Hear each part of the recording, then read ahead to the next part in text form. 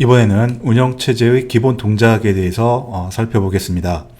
여기서 기본 동작이라는 것은 운영체제가 동작, 즉 실행할 때 또는 뭐 다른 어떤 소프트웨어가 실행을 할 때 필수적으로 우리가 알아야 될 가장 핵심적인 개념 세 가지를 살펴보는 것입니다.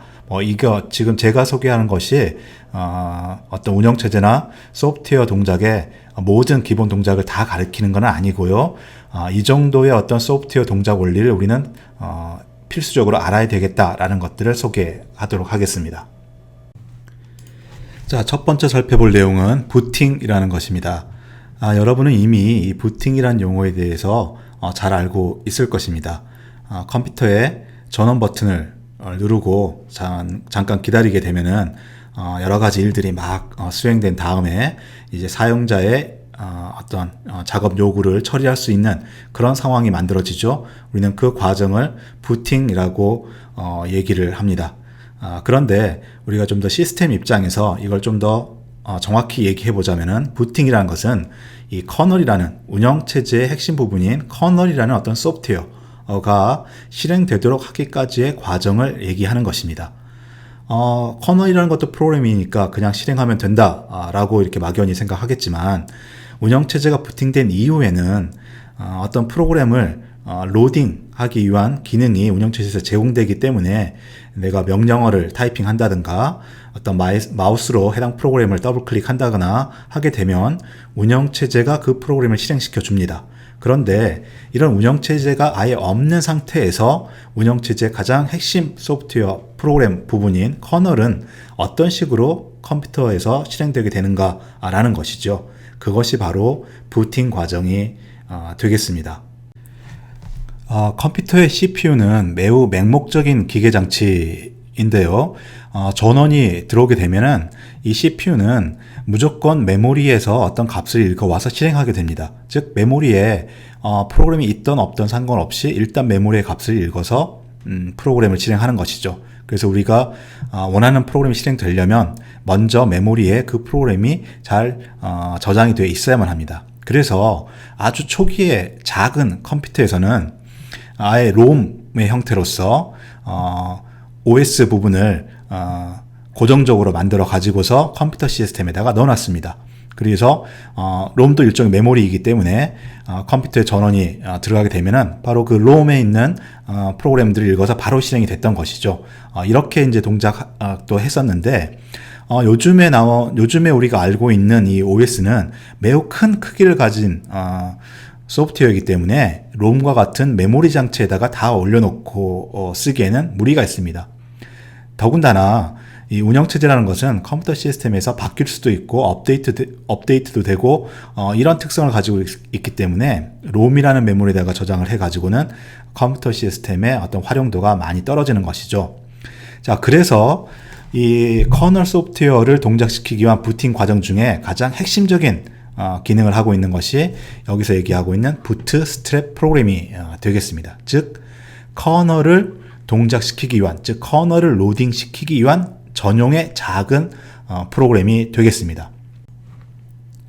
자, 이 그림이 일반적인 컴퓨터 시스템에서 운영체제가 부팅되는 과정을 보여주고 있는 것입니다. 컴퓨터에 전원이 들어가게 되면 CPU는 일단 무조건 바이오스라는 프로그램이 들어가 있는 롬을 읽게 됩니다. 그러면 이 바이오스라는 프로그램이 부트스트랩 프로그램의 역할을 해서 커널을 읽어오면 되는데 최근의 운영체제의 커널들은 하드디스크 상에 좀 더 복잡한 방식으로 위치하게 됩니다. 그래서 그 위치를 알아내고 여러 가지 다양한 방식으로 커널을 올리는 프로그램을 넣기에는 이 바이오스 롬이 또 넉넉하지가 않다라는 것이죠. 그래서 이 바이오스는 다시 한번 커널을 로딩시키기 위한 좀 복잡한 프로그램을 또 로딩하게 됩니다. 그것이 우리가 일반적으로 얘기하는 부트스트랩 프로그램, 부트스트랩 코드가 되는 것이죠.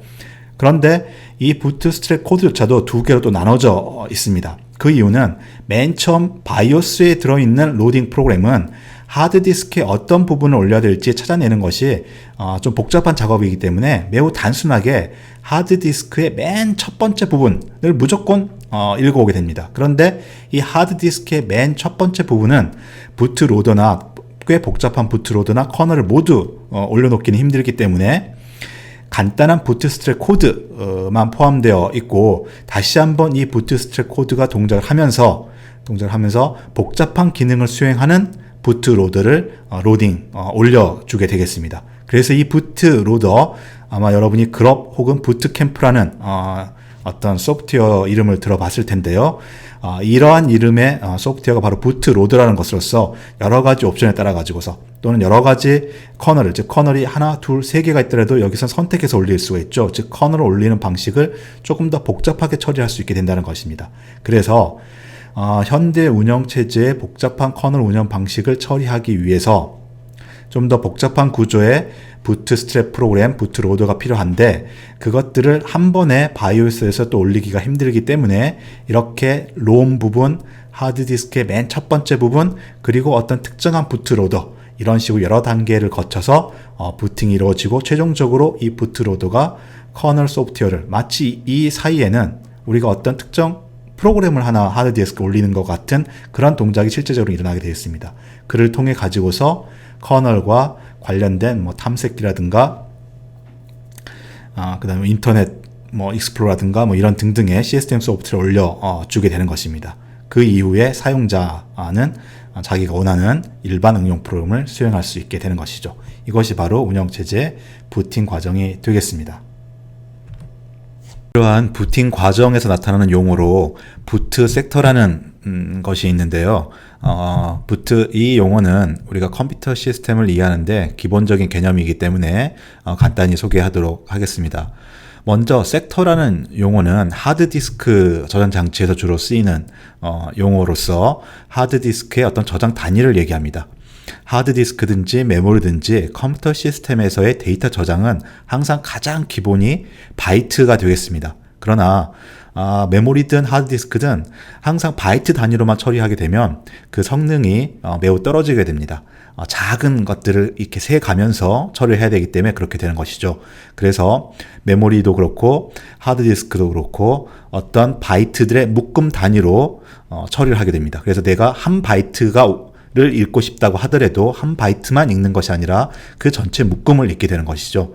그 묶음의 단위가 하드디스크에서는 섹터라고 얘기를 합니다. 그 중에서도 하드디스크에 고정된 맨 첫 번째 섹터를 우리는 부트 섹터라고 얘기하고, 이 부트 섹터에다가 첫 번째 부트스트랩 프로그램을 저장하게 됩니다. 그 이유는 뭐냐면은 첫 번째 섹터라는 것은 굳이 우리가 하드디스크에 저장되어 있는 어떤 파일을 검색해 보지 않더라도 그 위치를 쉽게 알 수 있는 부분이죠. 그래서 바이오스나 CPU가 다른 프로그램의 다른 정보에 도움 없이도 읽을 수 있는 프로그램이 되겠습니다. 그래서 부트 섹터에 부트스트랩 프로그램을 넣어놓으면 아주 손쉽게 CPU가 로딩해서 사용할 수가 있고, 이 부트스트랩 코드가 동작하면서 그 뒤에 있는 다른 큰 프로그램, 커널이 될 수도 있고요, 부트로더라는 프로그램이 될 수도 있고, 이런 것들을 올려주게 되어 있습니다. 그래서 실제로 여러분이 사용하고 있는 PC에서도 하드디스크의 첫 번째 섹터를 읽어보면은 이러한 부트스트랩 프로그램이 저장되어 있습니다. 아마 수업 시간에는 하드디스크를 읽어볼 수 있는 유틸리티 프로그램을 사용해서 부트 섹터를 한번 읽어보고, 또 가상머신에서 부트 섹터를 변경시킴으로써 부트 섹터의 이 프로그램이 부팅 과정 중에 어떤 역할을 하는지 살펴보도록 하겠습니다. 다음에 살펴볼 개념은 인터럽트라는 것인데요. 이 인터럽트라는 것은 운영체제의 기본 동작 원리라고도 얘기를 하지만, 그냥 컴퓨터에서 소프트웨어가 동작하는 데 있어서 매우 중요한 그런 개념이라고 할 수가 있겠습니다. 인터럽트라는 용어의 그 단어로서의 뜻은 뭔가 흘러가고 있는 실행에 대해 가지고서 방해를 일으킨다라는 뜻을 가지고 있습니다. 이것이 컴퓨터에서는 CPU에게 새로운 사건의 발생을 알리는 수단이라고 얘기를 합니다. 여기서 CPU라는 것은 어떤 소프트웨어라고 얘기를 할 수도 있겠습니다. CPU에서 수행되고 있는 소프트웨어에게 새로운 사건의 발생을 알린다라고 되어 있는데요. 이게 무슨 의미냐면 컴퓨터라는 것은, 즉 컴퓨터의 소프트웨어라는 것은 일반적으로 사람이나 외부 입출력 장치에 데이터 값을 입력을 받고 그 값의 변경에 따라 가지고서 반응을 하도록 만들어진 게 컴퓨터 소프트웨어가 되겠습니다. 그런데 그 외부의 입력은 언제 발생할지를 모르기 때문에 그 발생 여부를 알기 위해서는 CPU가 그 입력값이 들어와 있는지를 읽어주는 코드를 실행해야 됩니다. 한 번 실행해서 끝나는 것이 아니라 그 값이 들어올 때까지 계속 읽고 있어야지만이 어떤 값이 들어왔을 때 그 값을 알 수 있게 된다는 거죠. 그런데 이렇게 하게 되면 외부 사건을 읽어드리는 작업을 하기 위해서 원래 이 소프트웨어가 해야 될 다른 계산적인 일을 하지 못하는 상황이 되는 것이죠. 그래서 컴퓨터 시스템이 아주 비효율적으로 동작하게 되겠습니다.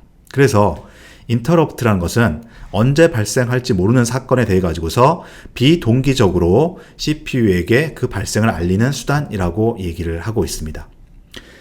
비동기적이라는 단어는 동기적이라는 단어와 함께 앞으로 컴퓨터 시스템을 이해하는 데 있어가지고 또 소프트웨어를 설계하고 구현하는 데 있어가지고 매우 중요하게 가끔 나오는 단어인데요.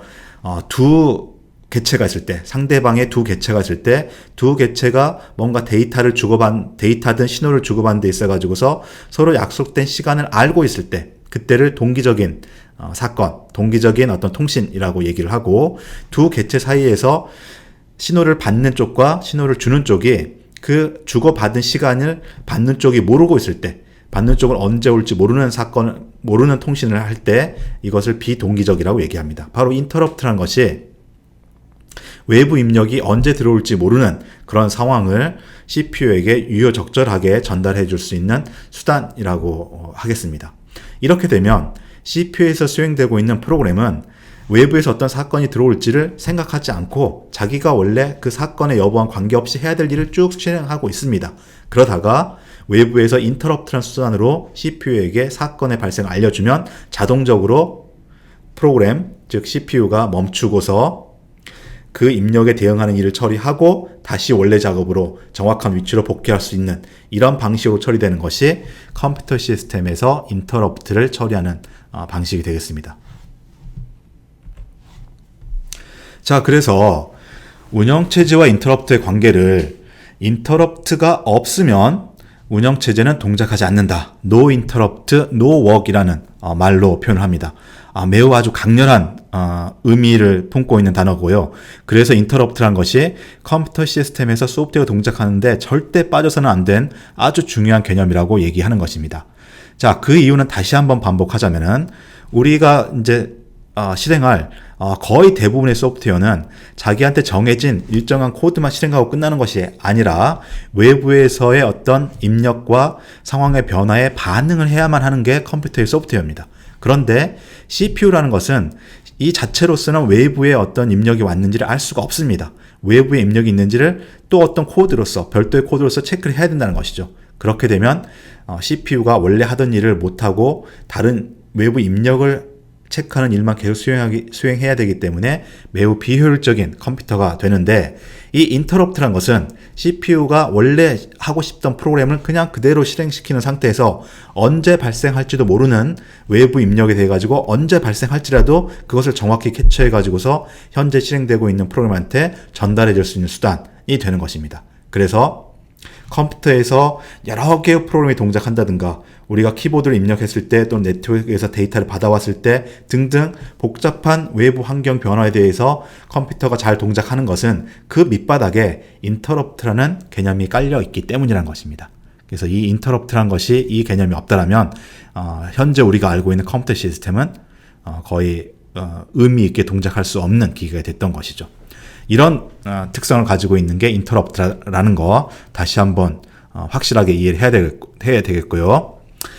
다음에 살펴볼 내용은, 자, 이제 좀 더 시스템에 구체적으로 들어와 가지고 이런 인터럽트는 일반적으로 컴퓨터 시스템에 어떤 종류가 존재하느냐라는 겁니다. 기본적으로는 외부의 사건이다라고 했는데 바로 그 외부의 사건이라는 것이 어떤 종류가 있냐라는 것입니다. 여기는 3개의 인터럽트 종류로 구분하고 있습니다만 크게 보면은 2개의 인터럽트가 되겠습니다. 하드웨어적인 인터럽트, 소프트웨어적인 인터럽트가 되겠습니다. 그런데 여기 내부 인터럽트라는 것은 좀 더 운영체제 커널 레벨에서 발생하는 인터럽트이고, 이걸 처리하기 위해서는 또 하드웨어도 같이 관여가 되기 때문에 이걸 하드웨어와 소프트웨어의 어떤 중간적인 입장에서 내부 인터럽트라고 얘기하고 있습니다. 그래서 컴퓨터 시스템에서는 CPU에 직접 연결되어 있는 어떤 정규적인 장치에서 발생하는, 즉 하드웨어적인 어떤 사건에 의해서 발생하는 인터럽트가 있고, 우리가 프로그램을 실행하면서 발생하는, 프로그램을 실행하다가 프로그램이 운영체제한테 어떤 다른 서비스를 요청한다라고 할 때 운영체제가 자기가 하고 있던 일을 멈추고 프로그램의 요구사항을 들어줘야 되는 이런 상황이 발생할 수 있겠죠. 그럴 때 소프트웨어적인 인터럽트로 운영체제의 동작을 멈추게 할 수가 있습니다. 그것을 소프트웨어 인터럽트라고 얘기합니다. 그리고 내부 인터럽트의 전형적인 종류는 주로 에러에 의해서 발생하는 것들입니다. 즉 우리 프로그램에서 나누기 0인 코드가 들어가 있으면 이거는 원인은 분명히 소프트웨어적인 작업이지만 CPU가 이것을 처리할 수 없는 상황이 되기 때문에 CPU 내부에서 자체적으로 인터럽트라는 사건이 발생하게 됩니다. 이럴 때 CPU가 처리할 수 없다라고 멈춰버리면 컴퓨터 자체가 멈춰버리기 때문에 이 사건의 발생을 OS가 받아서, 운영체제가 받아서 적절히 처리를 해줘야 되는 것이죠. 그래서 이런 일이 발생을 하면 언제 발생할지는 모르는 거죠. 비동기적 이런 일이 발생하면 운영체제에게 혹은 CPU에게 내부 인터럽트라는 게 발생을 해서 적절한 처리를 하도록 컴퓨터 시스템을 구성하고 있습니다.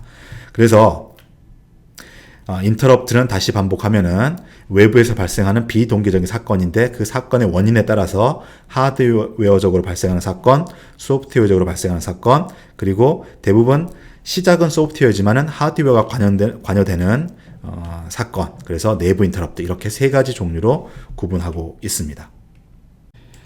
자, 다음 그림은 컴퓨터 시스템에서 바로 이런 인터럽트라는 것이 발생했을 때 처리되는 과정을 개략적으로 보여주는 그림이 되겠습니다. 인터럽트 처리 과정을 개념적으로만 이해하기에는 비교적 아주 단순합니다. 그런데 이것을 이제 실제 실행되는 구체적인 내용까지 이해하기 위해서는 컴퓨터 시스템이 소프트웨어를 동작시키는 아주 로우 레벨의 어떤 동작 방식과 운영체제가 어떤 프로그램을 실행시킬 때 필요한 주변 자료 구조 등등도 이해하고 있어야지만이 인터럽트 처리 과정을 보다 정확하게 알 수가 있는 것입니다.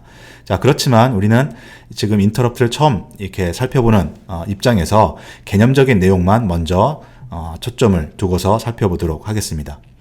인터럽트가 처리되는 과정은 개념적인 수준에서 보게 되면 매우 단순합니다. 즉 여기서 어떤 프로그램이 CPU에서 어떤 프로그램이 실행되고 있을 때 인터럽트가 발생하는데, 이 그림에서는 고정적으로 어떤 한 위치를 가리키고 있지만 이 인터럽트는 항상 비동기적인 사건이기 때문에 프로그램 실행 중에 어떤 위치에서 발생할지는 모르는 겁니다. 즉 맨 첫 부분에 발생할 수도 있는 거고, 이 그림과 같이 중간에 발생할 수도 있는 거고, 끝부분에 발생할 수도 있는 것입니다. 그렇지만 어떤 순간에 발생하더라도 이것의 발생을 처리할 수 있도록 해주는 게 바로 CPU와 운영체제가 가지고 있는 인터럽트 처리 기능이 되는 것이죠. 자, 어쨌든 그 기능이 있다라고 가정을 했을 때 프로그램이 수행되다가 첫 번째로 비동기적으로 어느 순간인가 인터럽트라는 게 발생을 하게 되면 맨 먼저 일어나는 일이 현재 실행되는 프로그램을 중지하는 것입니다. 중지하고 그 다음에는 인터럽트를 처리하기 위한 어떤 프로그램으로 이동을 해서 이 프로그램이 실행이 되는 것입니다. 그리고 세 번째로 이 인터럽트를 처리하기 위한 프로그램이 다 끝나면은 원래 프로그램 위치로 돌아와서 실행을 재개하는 것이죠. 그래서 이 프로그램 입장에서는 시간적으로 보면은 이 정도의 갭이 생겨 있게 되는 것이지만, 그냥 논리적인 입장에서 보면은 어떤 차이가, 이 프로그램 입장에서는 다른 차이가 없이 그냥 잠깐 멈췄다가 수행이 재개되는 것처럼 보이는 것입니다. 자, 인터럽트 처리를 하기 위해서 이렇게 멈추고 인터럽트 처리 루틴으로 갔다가 돌아오는 근본적인 이유는 CPU라는 놈은 한 번에 항상 하나의 프로그램만 실행시킬 수밖에 없기 때문입니다. 그래서 인터럽트를 처리하기 위해서도 어떤 프로그램이 실행되어야 됩니다. CPU가 해야 되는 모든 작업은 어떤 코드, 프로그램이 있어야지만 반드시 실행되는 것이고, 인터럽트를 처리하는 것도 그에 해당하는 프로그램 코드가 있어야 된다는 것이죠. 그런데 현재 프로그램에는 현재 프로그램이 실행되는 이 시점에는 그 인터럽트를 처리하기 위한 코드가 있을 수가 없습니다. 언제 일어날지를 모르기 때문에. 그래서 인터럽트 처리 프로그램을 별도로 배치해 두고서 프로그램이 실행되다가 인터럽트가 발생되면은 이 프로그램의 실행을 잠시 멈추고 인터럽트를 처리하기 위한 뭐 값을 읽어본다든가 그 값을 뭔가 세팅을 한다든가 에러가 발생했을 때 에러의 뒤처리를 한다든가 하는 코드를 실행하고 그게 끝나면은 원래대로 돌아와서 중단되었던 프로그램이 다시 실행되도록 하는 것. 이것이 바로 인터럽트의 전형적인 처리 과정이 되겠습니다. 그래서 개념적으로만 이해한다면 현재 실행되는 프로그램이 작업이 중단된다. 그리고 인터럽트를 처리하기 위한 코드가 실행된다. 그리고 이게 끝나면 중단되었던 작업이 다시 실행된다. 매우 단순한 개념입니다. 그런데 CPU라는 것이 프로그램을 어떻게 실행시키느냐 이 개념까지 적용해서 구체적으로 이해하자면 이 중간에 적어준 것처럼 상태를 저장한다든가 인터럽트 벡터를 이용한다든가 또는 리턴 어드레스를 프로앤카운트라는 값으로서 읽어서 되돌린다든가 하는 이런 개념적인 이해가 더 필요하게 되겠습니다. 예습 자료에서는 이 정도로 설명을 하고 수업 시간에 이 내용을 좀 더 구체적으로 살펴보도록 하겠습니다. 다음에 있는 그림은 실제 이제 컴퓨터 시스템에서 운영체제와 사용자 프로그램이 이렇게 동작할 때 앞에서 소개한 세 가지 인터럽트, 즉 소프트웨어적인 인터럽트, 하드웨어적인 인터럽트, 그리고 내부 인터럽트라고 하는 트랩 같은 것이 발생을 했을 때 이들 프로그램 사이에서 중지되고 인터럽트를 처리하고 복귀되는 그런 과정을 보여주고 있는 그림입니다. 그래서 이 그림을 읽는 방법은 한 줄 한 줄은 그 액션을 담당하는 어떤 주체를 얘기하고 있는 것이고요. 사용자 프로그램이 이렇게 실행되고 있다는 것, 오퍼레이팅 운영체제가 이렇게 실행되고 있다는 것, 또는 하드웨어 장치에서 하드웨어가 동작하고 있다는 것. 이 줄은 소프트웨어가 동작하는 건 아니겠죠. 이 둘이 이제 소프트웨어가 동작하는 것이고 이거는 하드웨어가 동작하는 것이 되겠습니다. 그리고 왼쪽에서 오른쪽으로 쭉 그어져 있는 화살표는 시간의 흐름을 얘기하고 있습니다. 그래서 여기 이 두 사용자 프로그램과 운영체제 사이의 관계를 보시면 줄 위에 사각형으로 그려져 있는 것이 사용자 프로그램이 실행되고 있다라는 것이고 같은 색깔이 같은 프로그램을 얘기하는 것이고 다른 색깔은 또 다른 프로그램을 얘기하고 있는 것입니다. 보시면은 중첩되는 것이 시간 축상에서 중첩되는 것이 없죠. 자, 이것이 의미하는 바는 CPU라는 것은 한순간에는 하나의 프로그램 코드만 실행된다라는 것입니다. 그래서 이 그림을 통해서 이렇게 프로그램이 실행되고 하드웨어 동작을 할 때 인터럽트가 발생하면 현재 실행되고 있는 어떤 코드가 중지가 되고 인터럽트가 처리가 되고 또 복귀를 하는 그런 과정을 보여주고 있는 그림이 되겠습니다. 좀 더 자세한 내용은 수업 시간에 역시 살펴보도록 하겠습니다. 인터럽트 처리와 관련돼서 추가적으로 살펴볼 개념은 인터럽트 벡터라는 것입니다. 그 전에 먼저 인터럽트 서비스 루틴이라는 것의 의미를 먼저 알아야 되겠는데요. 인터럽트 서비스 루틴은 앞에 인터럽트 처리 과정을 설명하면서도 언급을 했던 것처럼 어떤 프로그램이 실행되고 있을 때 비동기적으로 인터럽트라는 어떤 사건이 발생하면 현재 프로그램을 중단하고 그 인터럽트를 처리하기 위한 어떤 특정한 코드가 수행된다라고 얘기했습니다. 바로 인터럽트를 처리하기 위한 이 코드를 인터럽트 서비스 루틴이라고 얘기합니다.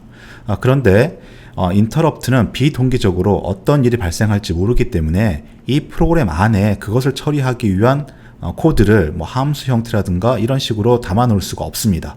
그래서 이 인터럽트 서비스 루틴은 일반적으로 운영체제 내에서 어떤 특정한 인터럽트가 발생하면 이렇게 처리해라 라는 코드를 미리 넣어 놓는 게 되겠습니다.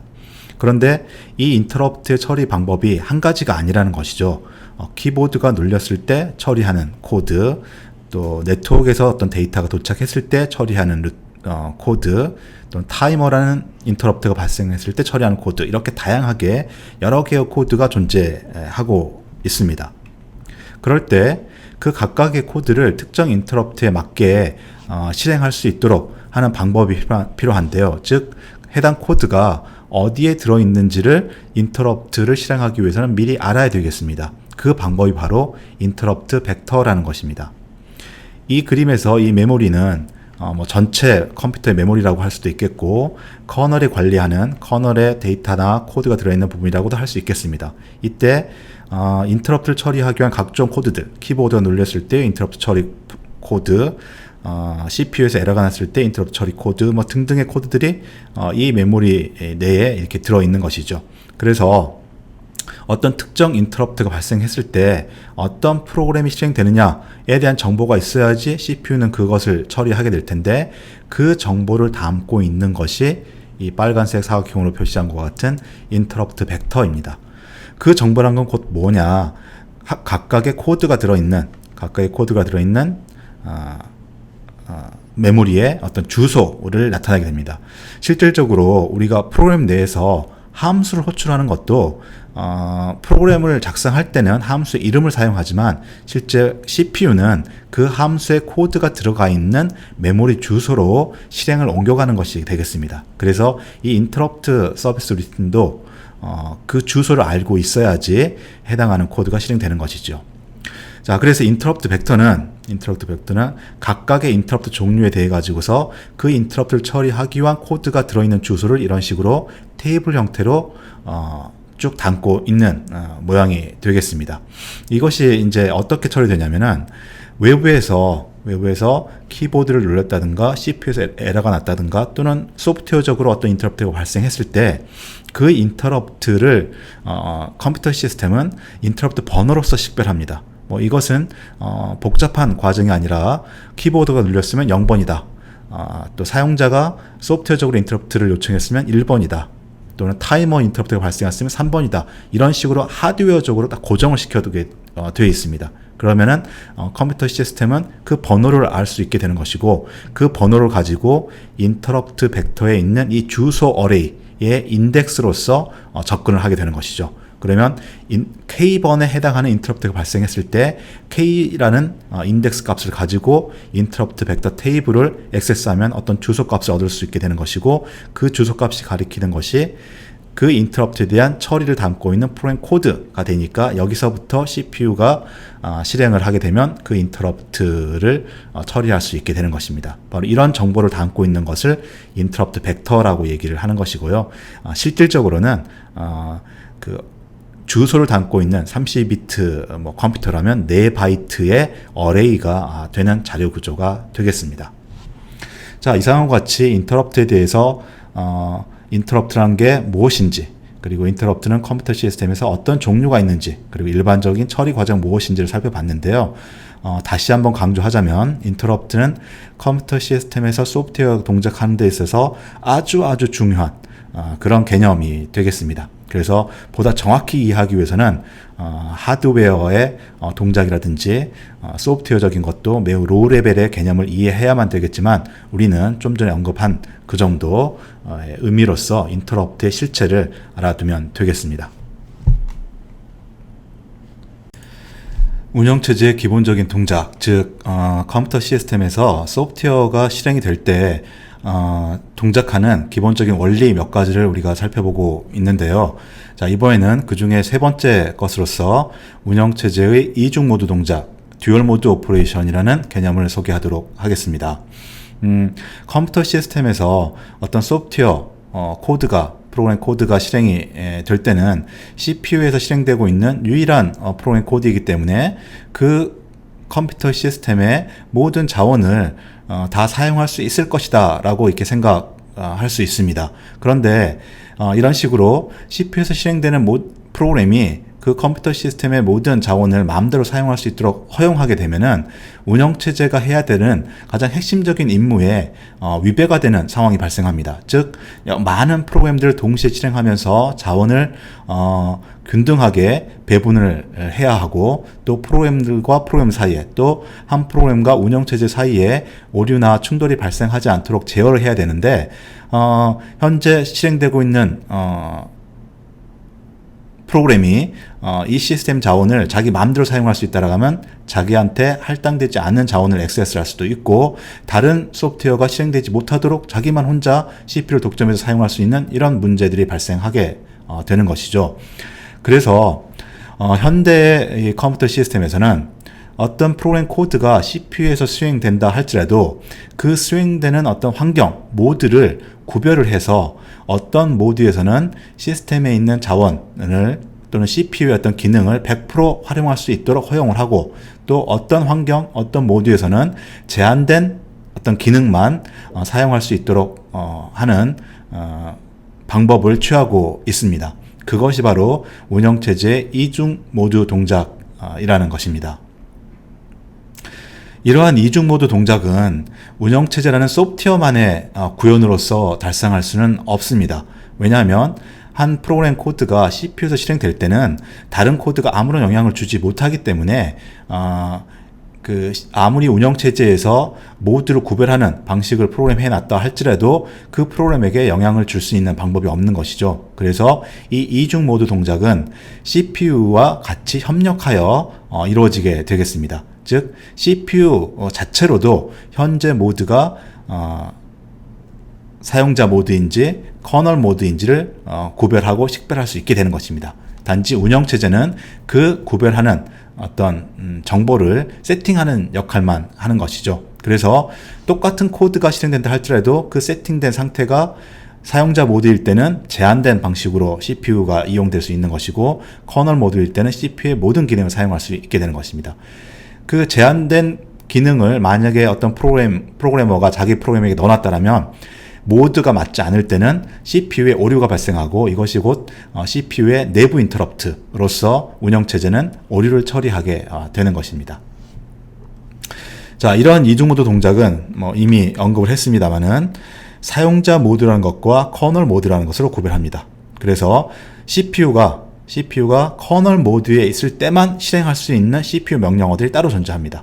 즉 시스템 자원을 어떤 로우 레벨에서 건드린다거나 또는 운영체제의 주요한 역할, 프로그램들 사이에 제어 역할을 하는 그런 기능 또는 메모리의 어떤 구분을 하는 그런 기능을 수행하는 것은 커널 모드에 있을 때만 실행된다는 것이죠. 똑같은 코드를 사용자 프로그램에 넣어놓을 수는 있습니다. 하지만 사용자 프로그램에 넣어둔 그런 기능들을 사용자 모드에서 실행하게 되면 CPU는 오류를 발생시키고 마치 0으로 나눈 것 같은 이런 오류를 발생시키고 운영체제는 그 오류를 인터럽트로 처리하게 되는 것입니다.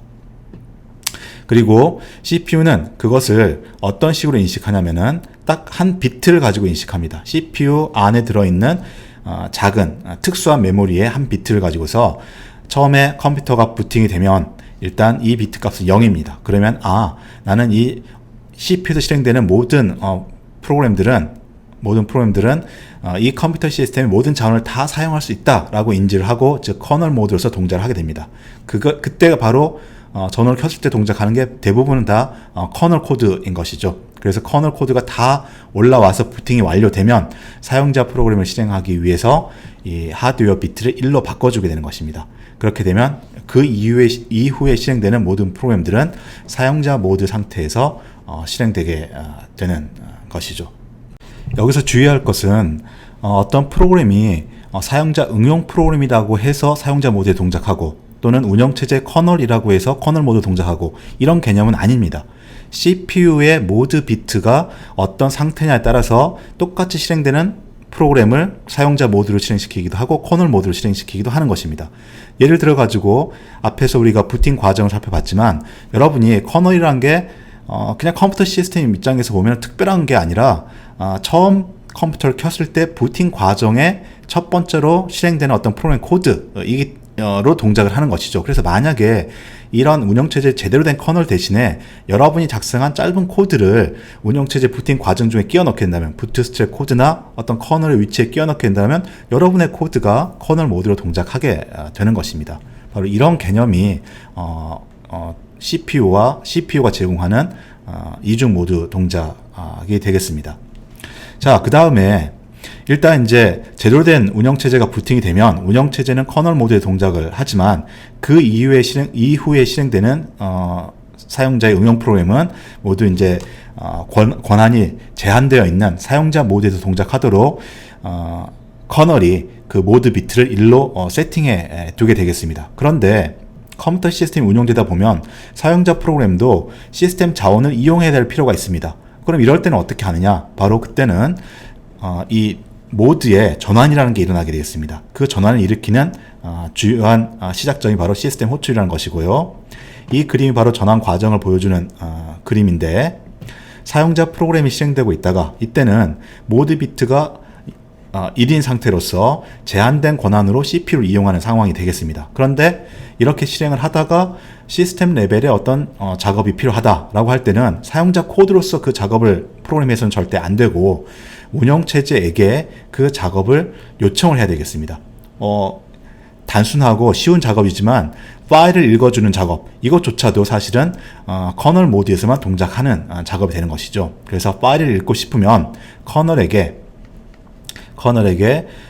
파일을 읽어달라는 시스템 요청을 하게 되는 것이고, 이렇게 되면 커널이 그걸 받아가지고 모드를 0으로 바꾼 다음에 시스템 자원을 액세스하는 위험한 일, 중요한 일을 처리하고 다시 그 결과값을 사용자 프로그램에 넘겨주기 전에 모드 비트를 1로 바꾼 다음에 넘겨주는 이런 방식으로 처리가 되게 되겠습니다. 그래서 컴퓨터 시스템은 사용자 모드 동작하다가 특정 운영체제의 기능이 필요하다면 시스템 콜을 통해서